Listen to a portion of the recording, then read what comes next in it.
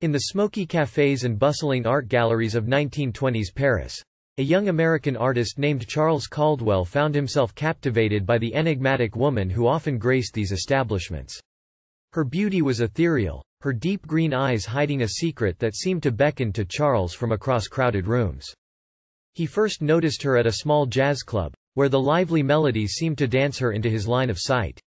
She moved with a grace that could only be compared to the brushstrokes of a master painter, effortlessly weaving through the crowd. With each passing encounter, Charles became more infatuated with her. He learned that her name was Isabelle Dubois, an apt name for a woman who seemed to possess an air of mystery. She became a muse, inspiring him to create some of his finest works. But as Charles grew increasingly enamored, he sensed that there was more to Isabelle than met the eye.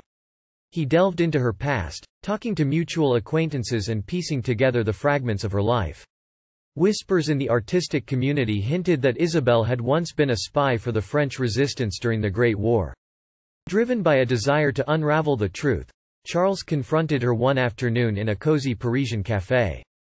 With trembling hands, he reached for her own, his gaze unyielding. "Is it true, Isabelle?" he asked. "Were you a spy?" A flicker of sadness crossed her face, but she nodded slowly. "Yes, Charles. Once, I was recruited to gather intelligence for the resistance. But that life is behind me now." Their love deepened even as Charles discovered the dangers that lay ahead. The Nazis tightened their grip on Paris, and whispers of a dangerous plot to smuggle sensitive information out of France reached Charles's ears. Unable to bear the thought of losing Isabelle, Charles resolved to help her and the resistance. He enlisted the aid of his artist friends, who used their creativity to craft intricate plans and forge false documents. As they worked on their scheme, Charles realized that love and passion were not enough to shield them from the perils of war and espionage. Treachery lurked in every corner, and trust was a fragile thread that could be severed with a single misstep. The day of the operation arrived, and Charles and Isabelle found themselves in the heart of Nazi-occupied Paris.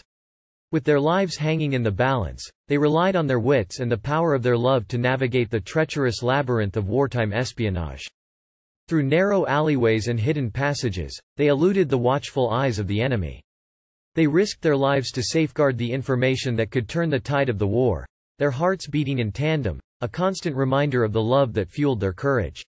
In the end, it was not the power of their enemies or the magnitude of the danger that threatened their love.